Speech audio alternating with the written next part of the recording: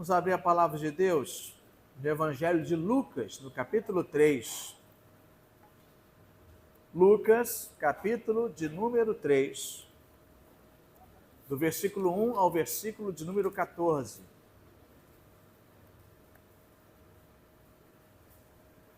O tema da nossa mensagem nesta manhã é Preparando o Caminho. Preparando o Caminho. Lucas, capítulo 3, de 1 a 14.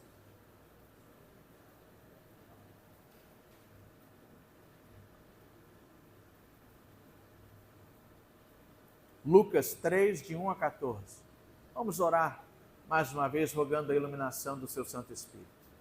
Pai bendito, Deus amado, tua igreja está aqui preparada para tomar a tua palavra. E nós rogamos agora, ó Deus, que tu operes sobre nós, sobre as nossas mentes, sobre os nossos corações, iluminando a tua palavra. Dá-nos entendimento, ó Deus, para que juntos consigamos retirar para nós a tua vontade e aplicar a tua vontade em nossas vidas, como filhos e filhas do Deus vivo. Oramos em nome de Jesus. Amém. Lucas 3, de 1 a 14, diz assim o texto sagrado.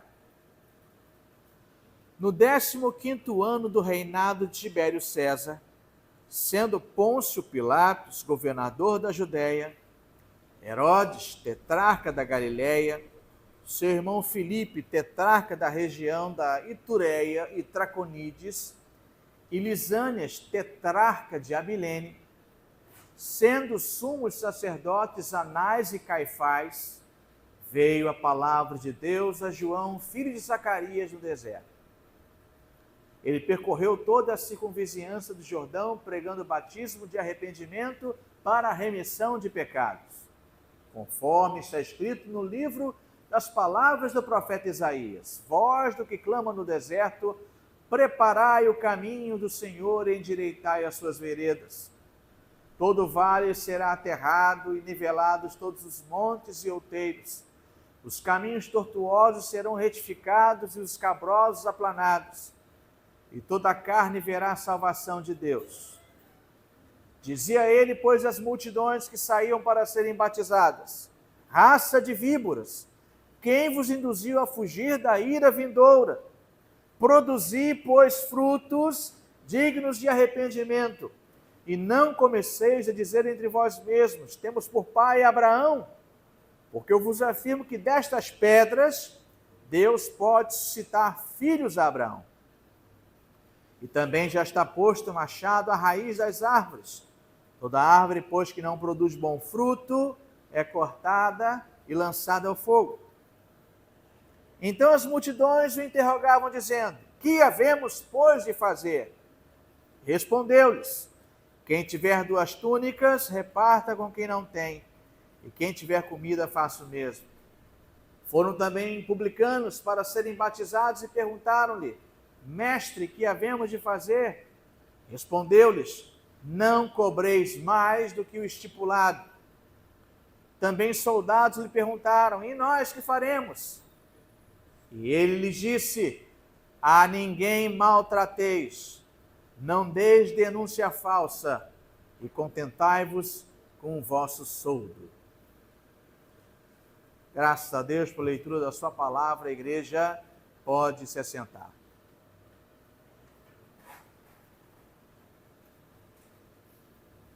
Nós vemos aqui nesse texto que as dificuldades humanas, que a maldade humana, que as tramas perversas gestadas e dadas à luz pelos homens não são páreo para que a vontade de Deus seja realizada. Nem as dificuldades humanas, nem a maldade humana, elas não conseguem impedir que a vontade de Deus se cumpra. Logo no início desse texto, nós vemos aqui que no 15º ano do reinado de Tibério César, Pôncio Pilatos era governador da Judéia, Herodes, tetrarca da Galileia, Filipe, seu irmão, tetrarca da Itureia e Traconides, e Lisânias, tetrarca de Abilene. Eram espécies de governadores. O título tetrarca era apenas uma titulação que dava a eles poderes sobre determinadas regiões. Até aí, não enxergamos nada de tão complicado, a saber que Herodes e sua família eram a raça das trevas. Mas o pior está por vir, no versículo de número 2. Sendo sumos sacerdotes, Anás e Caifás. Meus amados irmãos, nós sabemos, e você conhece a palavra de Deus, só poderia existir um sumo sacerdote, e não dois sumos sacerdotes. O sumo sacerdote era aquele que, em determinado dia do ano, comparecia perante a presença do Senhor, a arca da aliança, para o grande sacrifício e o grande rogar de perdão de pecados por todo o povo. O sumo sacerdote, ele sacrificava por si e pedia por si e pelo povo. Mas era um único sumo sacerdote. Só poderia existir outro quando o atual morresse. Quando nós olhamos lá no livro de Deuteronômio, nós vemos até que quando o sumo sacerdote morre, aqueles que estavam naquela cidade de refúgio, seguros, poderiam sair, porque o sumo sacerdote morreu. E não havia mais culpa sobre aqueles que lá estavam seguros, caso tivessem cometido algum tipo de crime. Não sei se você se lembra desta passagem bíblica sobre as cidades de refúgio. Mas aqui nós temos dois sumos sacerdotes numa trama, num cambalacho terrível. Quando nós olhamos que quem era sacerdote, não sei se você vai se recordar da história, mas quem era sacerdote era Zacarias. E assim sendo, quem assumiria o lugar de Zacarias após a sua morte seria João Batista. E é por isso que logo no início desse texto eu disse que as maldades humanas não podem impedir os planos de Deus. Porque se no templo em Jerusalém há algum tipo de trama maligna humana, não tem problema. Se ali onde se esperava que a vontade de Deus fosse uma realidade, onde se esperava que a casa de Deus fosse casa de oração para todos os povos, não tem problema. A voz vai ecoar lá no deserto. E lembro de John Wesley, que foi impedido de pregar em sua igreja. E ele passou a dizer que a paróquia, agora, para mim, a minha paróquia é quem lembra? O mundo. Não tem problema. O templo de Deus agora está não ali naquele prédio suntuoso. Diz o versículo 2, sendo sumos sacerdotes Anás e Caifás, veio a palavra de Deus para quem? Para Anás e Caifás? Não. Veio a palavra de Deus a João, filho de Zacarias, no deserto. Deus não pode habitar e ser contido a convenções humanas, principalmente quando a maldade impera. Agora, esta palavra não é uma palavra para você não frequentar mais a sua igreja. Não, o pastor diz que as convenções humanas não podem conter a Deus. Não podem mesmo. Desde que o templo foi erigido, lá com Salomão, o próprio Salomão disse na sua oração que nem mesmo os céus poderiam conter a glória de Deus, que dirá um templo. mas ali era o local de reunião do povo, assim como as nossas igrejas são os lugares onde nós nos reunimos para juntos adorarmos a Deus. Agora é óbvio, pode ser esta igreja, pastor, e se de repente aconteceu um incêndio aqui e tudo foi destruído. A igreja vai se reunir em outro lugar, mas o povo tem de se reunir, seja numa igreja, seja debaixo de uma árvore, seja num colégio, seja numa oca de índios, não importa. Onde o seu povo está, Deus está. Então não é para nós deixarmos de congregar. Esta é a ideia. Mas nesse período parece que se a palavra de Deus está no deserto, o povo passou a migrar para onde? Para o deserto. E nós encontramos aqui as multidões, encontramos aqui os publicanos, encontramos aqui também os soldados, aonde? No deserto, fazendo perguntas a João Batista qual é o significado de produzir frutos de arrependimento. Está ali João Batista, num deserto árido, a terra seca se perde na visão do horizonte e de repente uma voz vai ecoar clara e forte anunciando: preparem o caminho do Senhor. Preparai o caminho do Senhor, endireitai as suas veredas, todo vale será aterrado e nivelado, todos os montes e outeiros, os caminhos tortuosos serão retificados e os escabrosos aplanados, e toda a carne verá a salvação de Deus. E onde a salvação de Deus estava sendo anunciada? No templo, entre os sumos sacerdotes, entre os falsos profetas? Não.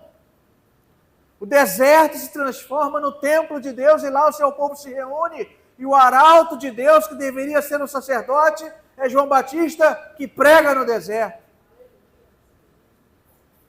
É o que o texto nos mostra, é o que o texto nos revela. O contexto histórico ligado a esta época do advento, melhor dizendo, é um tempo de espera. O povo de Israel vivia um período de expectativa. A promessa de um Messias, de um libertador, pairava no ar. A voz de João Batista surge como uma voz profética, chamando o povo ao arrependimento e à conversão e a se prepararem, porque muito em breve o Messias chegaria. Na verdade, já havia nascido aqui na altura desse texto, mas ele se revelaria sendo batizado pelo próprio João Batista. Mensagem de João Batista é clara: arrependimento, arrependam-se. E ela hoje nos convida a uma profunda mudança de coração, a abandonar os nossos pecados e a buscarmos, através do Espírito Santo, uma nova vida. O batismo não é o batismo cristão. Nós podemos dizer sem erro que aqui é um batismo pré-cristão. Não é o batismo cristão aqui ainda. Os batistas que me perdoem, mas não é ainda o batismo cristão. O batismo cristão é só depois de Cristo. É só o batismo em nome de Jesus. Esse batismo vai ser inaugurado, propriamente dito, no livro de Atos, quando Pedro prega a palavra e as pessoas dizem: o que nós faremos? Sejam batizados em nome de Jesus.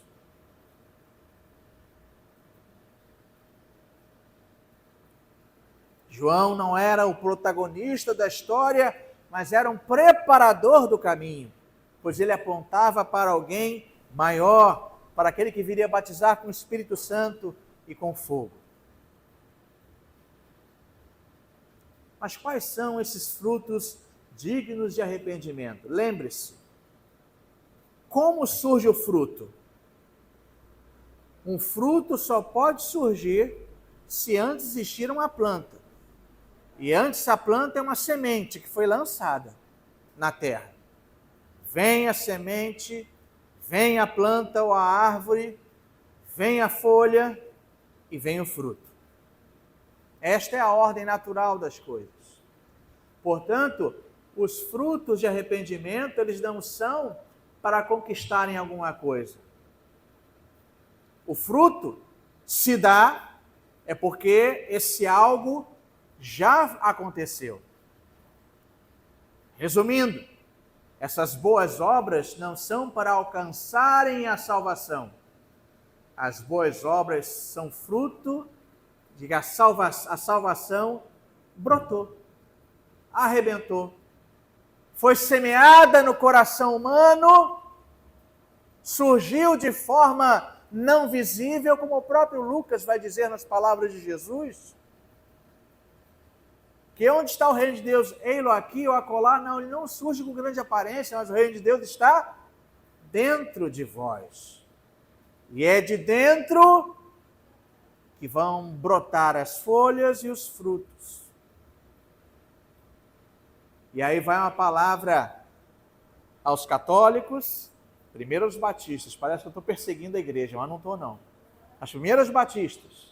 O batismo de João Batista não é o batismo cristão. O batismo cristão ainda surgiria mais à frente. Agora uma palavra aos católicos e todos aqueles que acham que boas obras salvam. Boas obras não salvam. Mas elas podem revelar uma vida que já foi salva. Porque fui salvo, faço boas obras. Não faço boas obras para acumular méritos diante de Deus. Não temos méritos diante de Deus, nenhum. Somos salvos pelos méritos de Cristo na cruz do Calvário. Mas quais são os frutos? E as perguntas começaram a brotar. Que havemos, pois, de fazer, versículo 10. Respondeu-lhes, quem tiver 2 túnicas, reparta com quem não tem, e quem tiver comida, faça o mesmo. Amor ao próximo, amor ao necessitado, revela. E você pode me dizer, os espíritas fazem boas obras. E às vezes fazem muito melhor do que nós. Sabe o que eu vou dizer? É verdade. Só que eles fazem boas obras motivados para numa próxima reencarnação voltarem melhores. E cada vez melhores, até o dia de não mais retornarem. Atingiram o zênite, atingiram o ápice, atingiram o nirvana, o nome que você quiser dar. Mas porque de tantas boas obras se tornaram seres puríssimos e não mais reencarnam. Não, meus irmãos. Se isso fosse verdade, eu anularia a cruz de Cristo e o sacrifício de Cristo. Porque se eu, por boas obras, eu consigo a salvação, para que necessitar de um Salvador morrer por mim? É uma doutrina falsa que tem enganado a muitos. Mas diz aqui, do amor ao próximo, o amor ao necessitado, o serviço àquele a quem precisa. E veja bem como a palavra é justa. Ele não diz, se você tiver uma túnica, tire a roupa do seu corpo, fique nu e dê a outra. Quem tiver 2, fica com uma e dá a outra.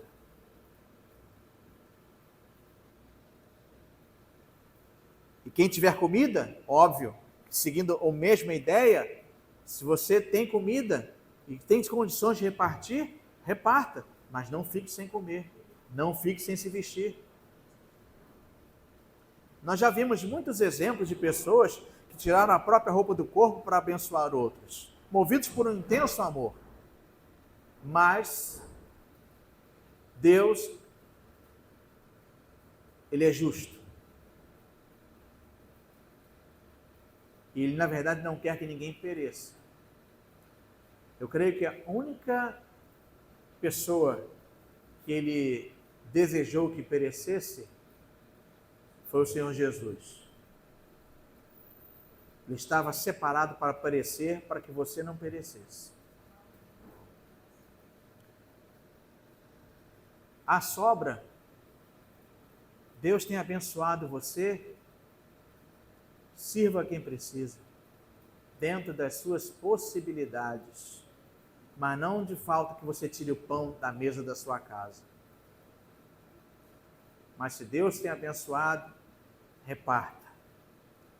É um sinal de que você foi salvo. Não faça isso esperando bênçãos, mas faça isso porque você já foi abençoado. Nós vemos aqui também os publicanos, aqueles que eram cobradores de impostos, totalmente odiosos pelo povo judeu. Eles perguntaram: o que nós devemos haver de fazer? Não cobreis mais do que estipulado. Ou seja, não roube. Se existe algum tipo de tarifa, que seja ela sim paga. O imposto a César seja sim pago, mas nada além. Nós vemos isto na figura de Zaqueu, que se converte após Cristo ter estado em sua casa. Todos nós nos lembramos, né? Ele era pequenininho, mas roubava igual gente grande. Não é? Ele não subiu lá num sicômoro, acho que era um sicômoro, para ver Jesus. Ele era de pequena estatura, mas roubava igual gente grande. E aí ele ouve a mensagem de Jesus e se converte. E aí ele vai dizer que ele poderia, se alguém defraudar, restituir 4 vezes mais. Obviamente seguindo a lei de Moisés. Mas quem fala assim é porque tem culpa no cartório.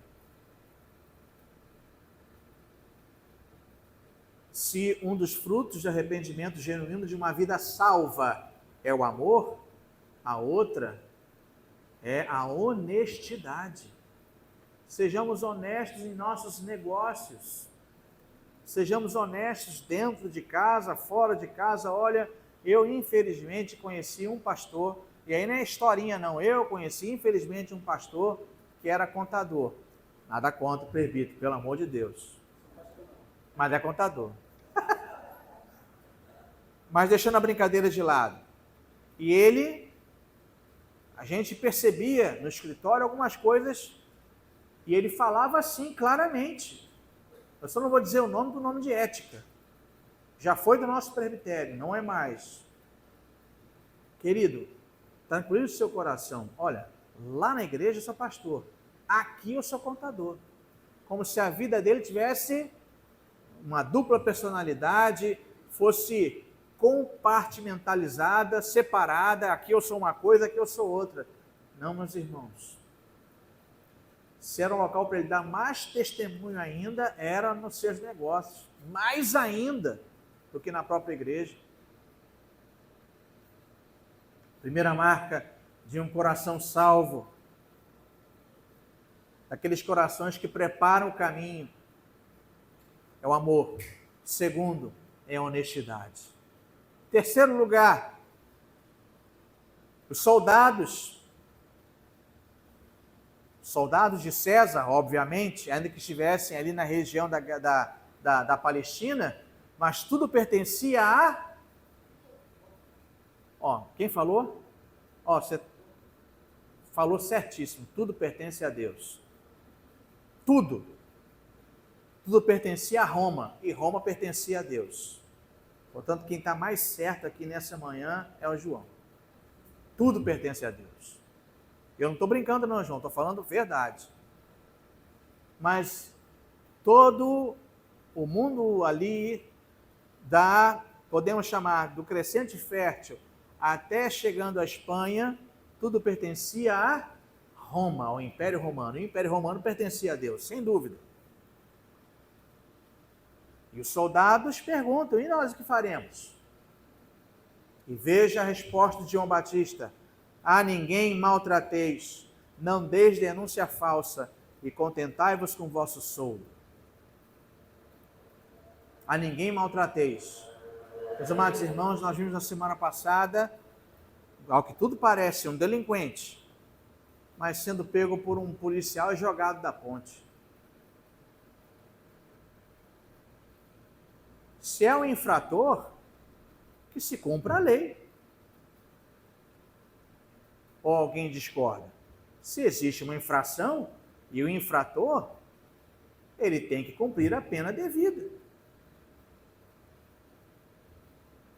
Uma outra mulher leva um mata-leão de 2 policiais. Se é uma infratora, leva presa.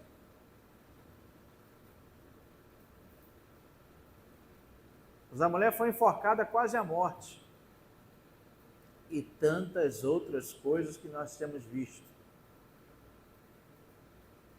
Ah, pastor, você está condenando a polícia de São Paulo ou do Rio de Janeiro? Não, porque nós sabemos que existem policiais honestos, que não aceitam arrego, que não se coadunam com crime. Existem sim. Mas infelizmente também nesse meio existe muita gente má, como em todo lugar, como em todas as esferas.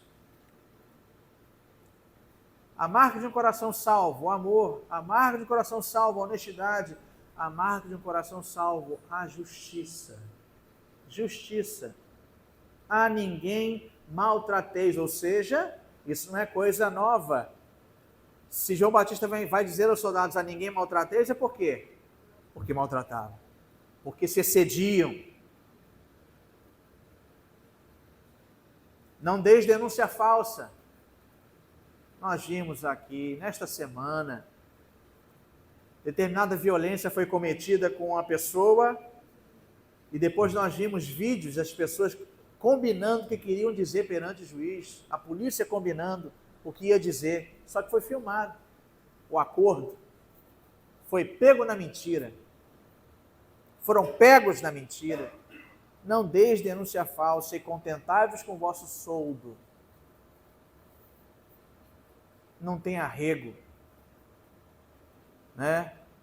Não tem, como diria os mais antigos, meu pai, não tem faz-me rir.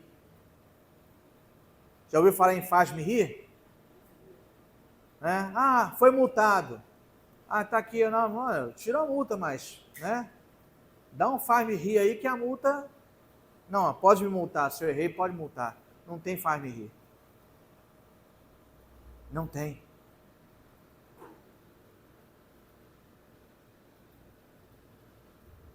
Aplicando a nossa vida, preparando o caminho.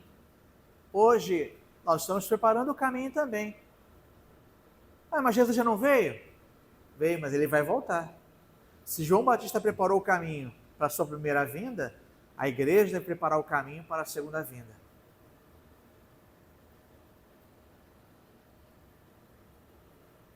Devemos ter uma vida de arrependimento diário, reconhecendo os nossos erros e buscando a mudança, servindo aos outros, seguindo o exemplo de Jesus, servindo aqueles que estão ao nosso redor. Uma vida de oração constante, mantendo comunicação aberta com Deus. Nosso presbítero disse de permanecer no ano que vem, uma nova investida da leitura da Bíblia, mas a leitura da Bíblia nos conduz à oração, e a oração vai nos conduzir à ação.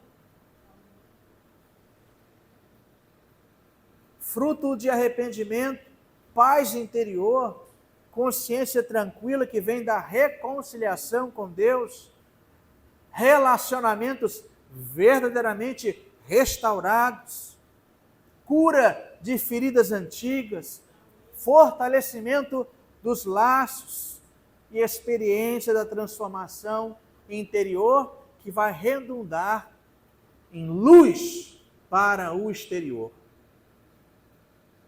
Luz para o exterior, através de uma vida de amor, de honestidade e de justiça. Porque já fomos salvos. Assim sendo, essa mensagem de João Batista, ela é uma mensagem atemporal.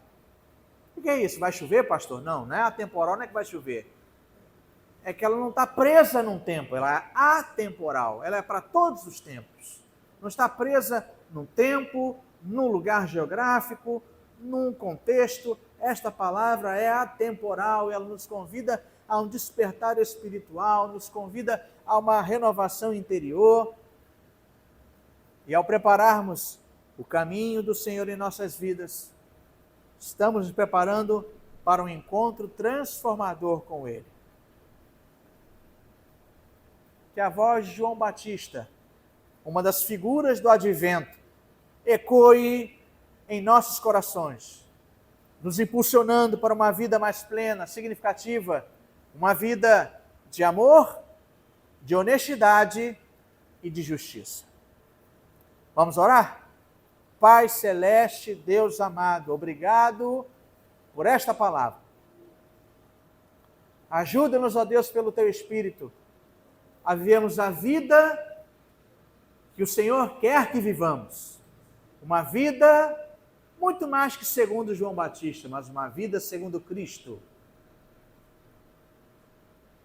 Porque estamos sendo restaurados à imagem do Salvador. Pai celeste, perdoa os nossos pecados e auxilia-nos pelo Teu Espírito a prepararmos o caminho para a volta do nosso Senhor. Que exerçamos com alegria o amor, a honestidade e a justiça, não para conquistarmos algo, mas porque já fomos conquistados para Cristo. A salvação já nos é realidade. Que segundo a salvação que nos foi conferida, vivamos fazendo a luz de Jesus brilhar neste mundo. Oramos em nome de Jesus. Amém. Vamos ficar de pé. Vamos